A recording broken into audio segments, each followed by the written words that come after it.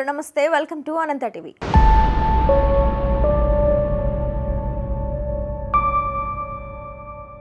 Icon star Allu Arjun ఈ మధ్య కాలంలో చాలా తేడాగా ప్రవర్తిస్తున్నాడని ఆరోపణలు వెల్లువెత్తుతున్నాయి. అతను వేస్తున్న ప్రతి అడుగు మెగా ఫ్యామిలీని టార్గెట్ చేస్తున్నట్లుగానే అనిపిస్తున్నాయి. ఇంతలా అతను మెగా ఫ్యామిలీపై పగ పెంచుకోవడానికి కారణం ఏంటి? నీడనిచ్చిన చెట్టుని నరికే ప్రయత్నం ఎందుకు చేస్తున్నాడు అంటూ అల్లు అర్జున్ అభిమానులు సైతం సోషల్ మీడియాలో ఆందోళన వ్యక్తం చేస్తున్నారు. నంద్యాలలో వైసీపీ పార్టీకి చెందిన ఎమ్మెల్యే తన మిత్రుడు శిల్పారవికి సపోర్ట్గా సరిగ్గా ఎన్నికల ప్రచారానికి చివరి రోజున వెళ్లి సపోర్ట్ చేసి పెద్ద దుమారమే రేపాడు అల్లు అర్జున్.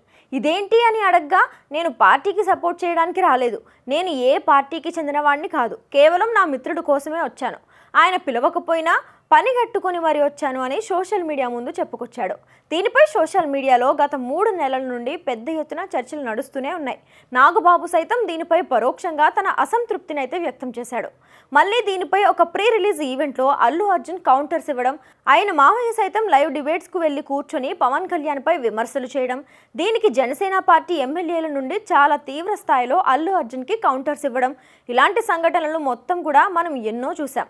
ఇప్పుడు లేటెస్ట్గా అల్లు అర్జున్ జానీ మాస్టర్ వ్యవహారంలో కూడా తలదూర్చడం ఉద్దేశపూర్వకంగా చేసిందే అని అభిమానులు భావిస్తున్నారు. ఇటీవలే శ్రేష్ఠి వర్మ అనే అమ్మాయి జానీ మాస్టర్పై లైంగిక వేధింపుల కేసుని పెట్టిన సంగతి మనందరికీ తెలిసిందే.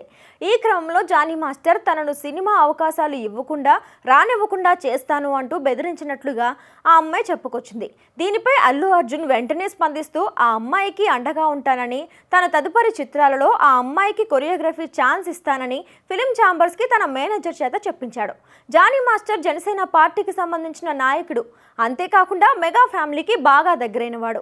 ఆయనని జనసేన పార్టీ నుండి సస్పెండ్ చేసినప్పటికీ కూడా ఇప్పటికీ టీడీపీ పార్టీ జానీ మాస్టర్ విషయంలో జనసేనపై విమర్శలు చేస్తూనే ఉంది. ఇలాంటి సమయంలో అల్లు అర్జున్ ఆ అమ్మాయికి అండగా నిలబడుతున్నాను అంటూ ముందుకు రావడం వెనుక ఖచ్చితంగా చెడు ఉద్దేశమే ఉంది అని మెగా ఫ్యాన్స్ అనుకుంటున్నారు. ఎందుకంటే ప్రస్తుతం పుష్ప 2లో జగదీష్ అంటే కేశవ అనే వ్యక్తిపై కూడా ఇలాంటి లైంగిక వేధింపుల కేసులు అయితే ఉన్నాయి. ఇక అతనిని Allu Arjun and team bail మీద బయటకు తీసుకొచ్చి షూటింగ్ చేసుకుంటున్నాడు.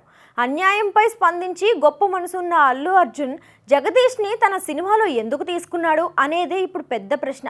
కేవలం వార్తల్లో నిలిచేందుకు, మెగా ఫ్యామిలీకి బాగా దగ్గరైన జానీ మాస్టర్కి వ్యతిరేకంగా వెళ్తున్నట్లుగా జనాల్లోకైతే సిగ్నల్స్ పంపేందుకు అల్లు అర్జున్ ఈ వ్యవహారంలో తలదూర్చాడని అంటున్నారు.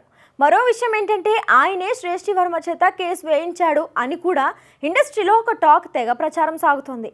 స్టూడెంట్ నెంబర్ 1 సినిమాతో డైరెక్టర్గా తన ప్రయాణాన్ని మొదలుపెట్టిన దర్శకుడు రాజమౌళి. ఈయన ప్రస్తుతం పాన్ ఇండియా స్థాయిలో సినిమా చేసే వరకు ఆయన ప్రస్థానాన్ని కొనసాగిస్తూనే వచ్చాడు. దీన్ని బట్టి సినిమా మీద ఆయనకున్న డెడికేషన్ ఎలాంటిదో మనం అర్థం చేసుకోవచ్చు. ఒక సినిమాని మించి మరొక సినిమాతో భారీ సక్సెస్ను అందుకున్న ఏకైక దర్శకుడిగా కూడా రాజమౌళి చాలా మంచి గుర్తింపును సంపాదించుకున్నాడు. ఇక ఇదిలా ఉంటే ఆయన తెలుగులో ఉన్న స్టార్ హీరోలందరితో కూడా సినిమాలను చేసి మంచి విజయాలను కూడా అందుకున్నాడు. పవన్ కళ్యాణ్, అల్లు అర్జున్ లాంటి స్టార్ హీరోలతో మాత్రం సినిమాలు చేసే అవకాశం ఆయనకి ఇప్పటి వరకు రాలేదు. ఇక మొత్తానికైతే ఇప్పుడు మహేష్ బాబుతో సినిమా చేస్తున్నాడు. ఇక మహేష్ బాబుతో కూడా ఆయన సినిమాని కంప్లీట్ చేస్తే ఇక పవన్ కళ్యాణ్, అల్లు అర్జున్లు మాత్రమే బ్యాలెన్స్ ఉంటారు. ఇక ఇప్పటి వరకు ఆయన వీళ్ళతో సినిమా అయితే చేయలేదు. రాజమౌళి కెరియర్ మొదట్లో పవన్ కళ్యాణ్తో సినిమా ప్లాన్ చేసినప్పటికీ అది వర్కౌట్ కాలేదు.